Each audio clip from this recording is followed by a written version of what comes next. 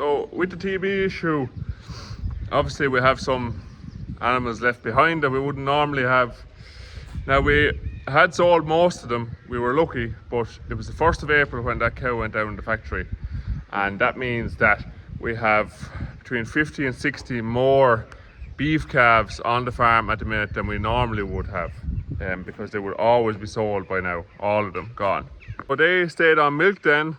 Obviously with two choices pretty much. A feedlot would have took them directly out the yard, a feedlot that was allowed to take in TB restricted herd animals, but they wouldn't have given us anything for the calves. Now everybody knows the beef trade is in a position where it needs to be this year, we'd say. In terms of income, beef farmers are getting paid what they should have been getting paid for the last 25 years. But the price of stock to buy in is high because the beef price is high, and blue tongue has an impact in Europe. Every country in Europe pretty much has a blue tongue outbreak, including the UK. Ireland for the minute is clear, which means the veal units, the only country in Europe bar their own country that the veal units can get calves from is Ireland. We're the only blue tongue negative country. So that's what drove the price of calves up through the roof this year. So there was calves making up to €1,000 in the mart at a month old. So we certainly weren't going to give these calves away to a feedlot for free. So they stayed on milk and until weaning. They were on calf starter muesli until weaning, and straw at home in the shed where we rear the calves. And then what we did was, they've all been dehorned, they were all vaccinated, and then they were all loaded onto a trailer.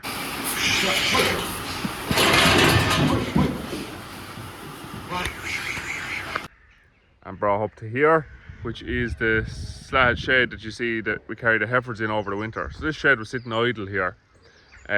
So we just sat down and had a talk about it, and think about it, and talk to a few different people.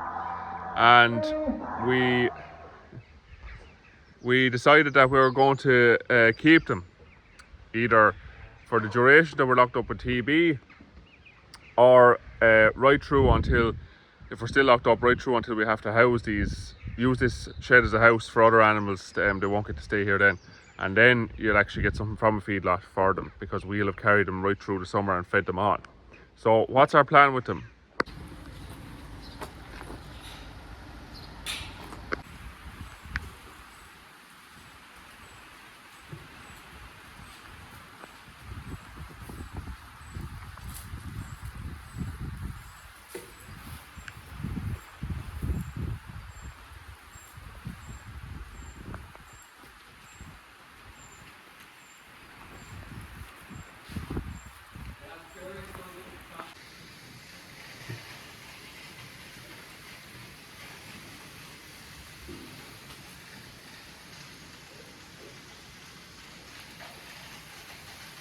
So you can see there that we brought up the trucks and the calves up to this shed, and straw. So the advantage of it being a fantastic spring last year and having got roasted with the spring before, we carried a lot more straw this year and used a lot less, so there's a lot of straw left over, which means we have enough feed stock in the yard to feed all these animals.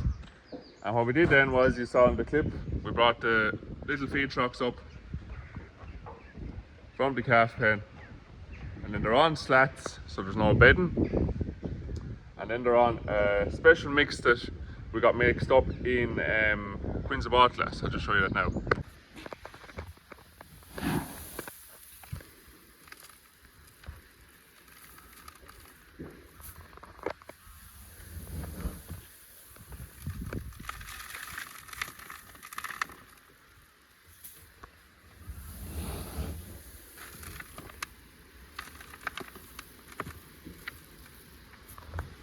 It's about an 18, it's a coarse ration, you can see, and it's being mixed up for us.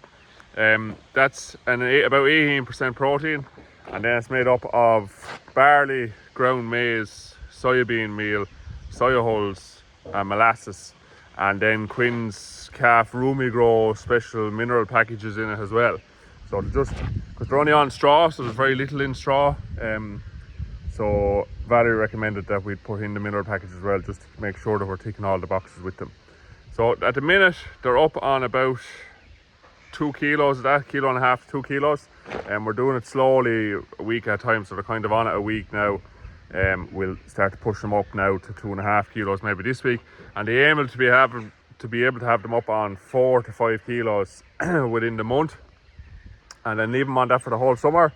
And we'll kind of evaluate how they look. They're on ad-lib straw as well. We'll evaluate how they're looking and how they've done and how much we've spent on them by the middle to the end of September, maybe the first week in October. And look, if the next TB test is a clear skin test, it gives us much more freedom to decide to do whatever we want with them. And if it's not, then we won't have as much freedom to decide. But they're going to be good weanings no matter what by the end of the summer, and it won't have cost a stack of money. And I think it's going to pay this year with just where the beef thing is at.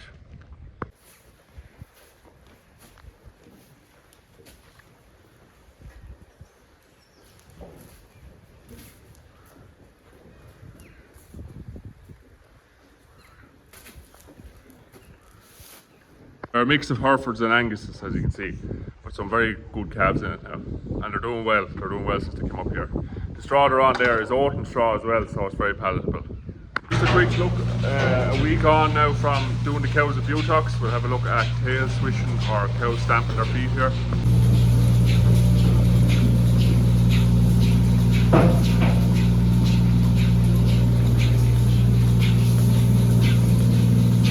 We have one up there.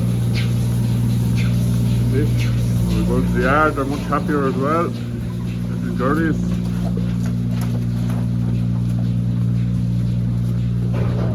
There's no flies on cows' backs.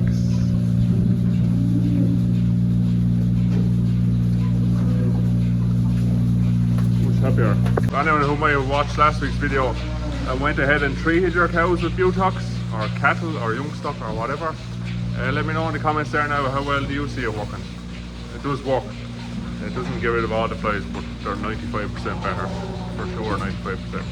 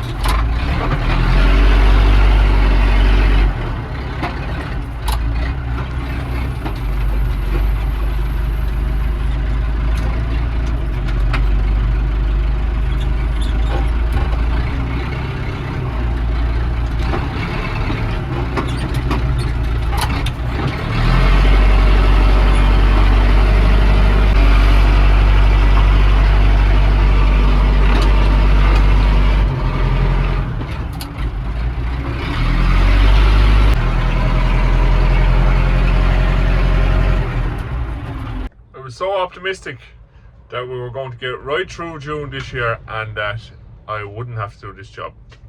Well, it looks like I was wrong. I'm just going to put up the grass wedge here. So within a week, growth has dropped by about 25 of that, and the hole that was there 2 weeks ago is back. But you can probably hear it in the background, that wind, and you heard it when I was opening those bales. This wind is relentless here on this farm. This is the home farm, and we're not getting any of that rain. So there's rain all around us here at the minute. Rain away on the hill up there. But it's clear here, and it's raining out at sea out there. But it's clear and windy here. Really, really bad for grass. So we have a deficit. The nuts have gone back up to 4 kilos. Today is Friday. I'll walk in on Monday. These are just bales to get us over the weekend here. But walk in on Monday and I'd imagine we'll go up to 5 kilos, and that's probably the limit that we'll push the meal up to, and then we'll fill the rest of the gap with silage. So basically a cow has a dry matter intake demand. So we're offering them about 19 kilos at the minute. If 5 kilos of that is made up with nuts from next week on, you're left with 14 kilos, which has to be made up by grass and silage. I'd imagine we'll struggle to get 10 of those 14 made up from grass from next week on, which means there'll be 4 kilos of dry matter per day needed from silage, and that's what we're doing here. So I love feeding silage out in the field. I hate feeding silage to cows out in the yard because it just introduces complications. Yes, there's effort and labour and put down in the field, but in the yard, do you leave them in for an hour after milking, 2 hours after milking? Do you do it in the morning? Do you do it in the evening? How do you know all the cows have had enough? Do you have enough head rail space? I don't like it. So I much prefer put down the field like this. So we go into the paddock, we measure the paddock with the plate meter. That'll tell us how much grass is on it. You multiply how much grass is on it by the size of the field, and that's the total amount of feed that's available for the cows on that field. So we've just lengthened our round a little bit. We'll have pushed it up to about 25 days because there's no rain in the forecast till maybe next Wednesday, and it might not come. So just for the minute, we've pushed it up to 25 days. That means that we need to be putting cows into 1400 covers. So basically you're just making up the gap between 1400 and what's actually on the field with silage. So in this field there was 1200 on the field. That means there's 200 kilos of dry matter short, and there's 2 hectares in the field, which means there's 400 kilos of dry matter total short. Silage bale has about 200 kilos of dry matter in it on average. That means 2 bales was needed in this field to bring it up to 1400 cover. So that's pretty much what we're doing. Feeding along the fence lines there because it's only 2 bales. I have fed 6 and 7 bales of silage out in a paddock, and I much prefer to go up and down the field in lines with it. But I might try feeding a bit more along the fence line this year. I'll see how that one goes, but when it's low volume we'll put it along the fence line. So that's pretty much it. Before, every time a cow goes, or the cows go into a paddock, it'll have to be walked now a day or 2 days before they go into it, just to see what the gap is, and then we like to feed silage out maybe 2 days in advance, and especially over the weekend. Nobody wants to put no bales on a Sunday, so we certainly have to have Sunday and Monday morning covered. So that's what I'll be doing today and tomorrow. But this paddock here now will do 2 nights and 1 daytime grazing, and they have tomorrow sorted where they are. They're going across the road then, and I'll make up the gap for Sunday day and night and Monday morning across the road with silage tomorrow. Also very much open to better ways of feeding a cow in the field if anyone has seen any that doesn't involve spending thousands of euros on a feed wagon or a diet feeder.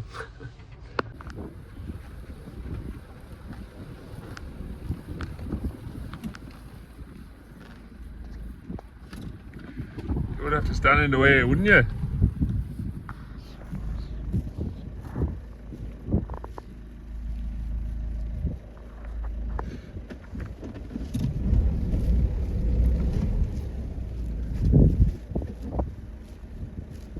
Happy enough? Most cows eating grass. They don't want a bit of silage, I get a bit of silage. all the cows won't eat the silage obviously, but it averages out around the whole group. So if a cow goes up and eats, you know, 10% of the silage is there on her own, well then she's full and she's not eating grass, and the next cow can eat 10% more grass than she would have if it was scarce and you give just grass to everybody. So that's how it works out. It all just averages out roughly. Some cows will eat a lot more, some cows will eat no silage. Sleeping or dead? My least favourite game to play. I'm going to get sleeping this time.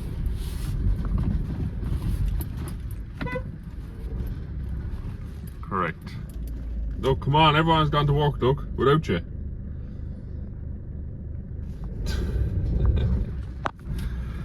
Anyway, here's a look at the silage. There's not a whole lot left there, but there's a good bit of grass left, so it worked. I bought myself an extra grazing on this field, and the cows are all happy. Now, just to, you know, the wind here, hopefully. Just a quick update on how the house is going. So another fantastic week of progress made on the house last week. It started off last Saturday. The builders got the house marked out, the foundations marked out, and Dermot arrived then on Saturday along with the two builders, Andrew and Jim, to dig out the foundations. So they started Saturday morning and they had all the foundations dug out pretty much by lunchtime.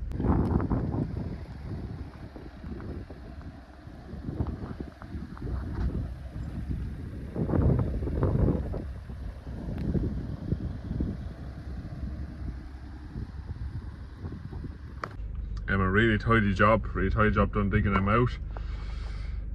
Then I went Saturday morning, myself and Dan, to collect the mesh, steel mesh for that go into the foundations. So when I arrived back with that mesh, it was about lunchtime, and we got in to start cutting that mesh and leaving it down into the foundations. So it was myself and Andrew and Jim, and Sid was there, and Dermot was there as well. So a whole massive group of us there, and got through it in no time. So it was all cut out, soap bars broken up and put down underneath the mesh to keep the mesh up at the same height within the foundation all around, and then Sid went around and tied it together. So by Saturday evening the foundations were dug out, mesh in, and all the mesh tied together. So super going on Saturday.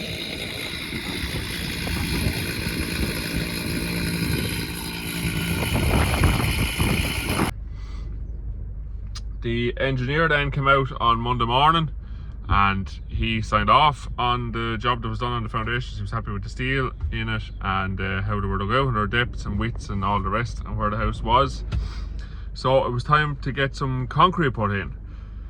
So all the concrete and blocks and material is being purchased from Roadstone. I'm not sure if I mentioned that in the last video, but it's all coming from Roadstone. So we had the concrete booked for 3 o'clock on Monday evening. Now there was almost 40 meters of concrete on my drawings. It just blew out of the van. A big foundation, so pretty much 40 meters, I think it was 37 or something, was needed. So of 35 Newton concrete, talk about overkill within the foundations. So the depth and the amount of steel and 35 Newton concrete is an awful lot, like, to have going into the base of a house or into foundations of a house. But anyway, that's what's required, so that's what went into it. That was all poured. Roadstone came one lorry after the other, which was fantastic.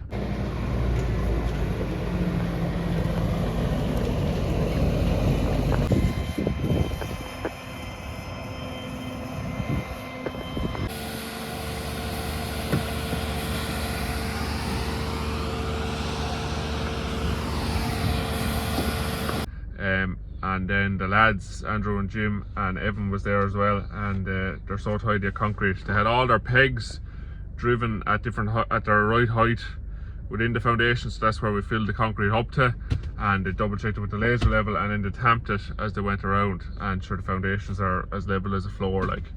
So really good job.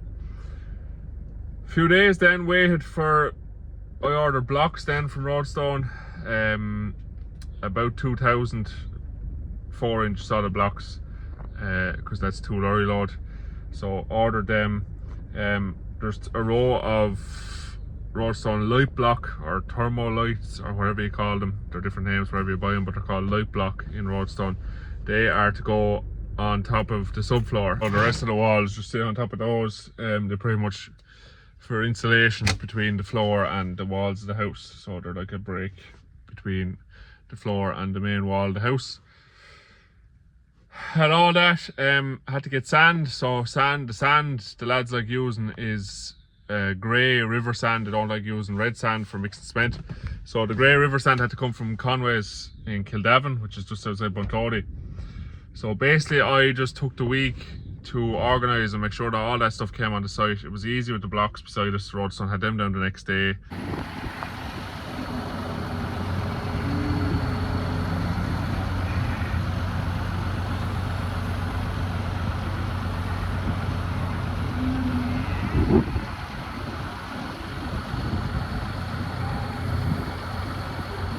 And I was able to collect the light blocks with the tractor and bale trailer.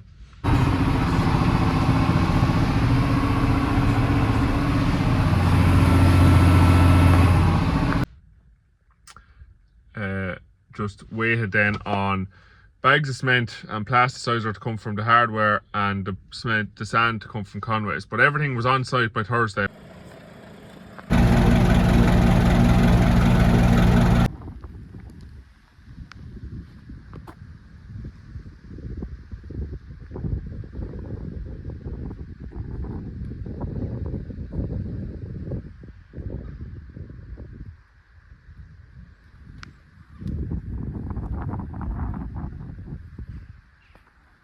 Which meant the lads reappeared yesterday to start laying blocks on the base. So serious pace at how fast everything is moving. It's great.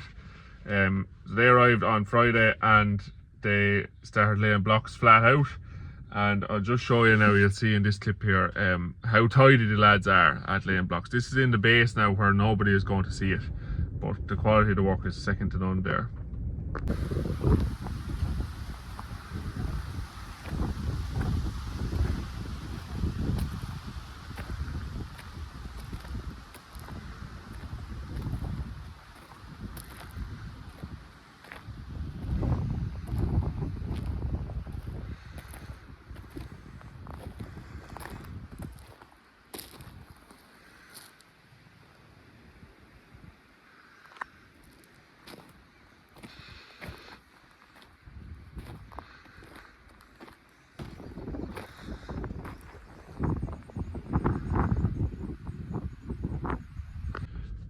So that's where we're at for the minute. Today is Saturday now. This video will be going up tomorrow. The lads are laying away on blocks. They're there all day today. So they'll be here every day until all the blocks are put into the base, and then we'll talk through what the next stage is from there. So that's going to be it pretty much for today's video. If you haven't already, please click the subscribe button now, hit the like button if you like the video at any point, and make sure you get involved in the comments. Let me know what you think. Anything you see with the house, anything you've experienced yourself while building a house, anything farm related, please make sure and put that in the comments now.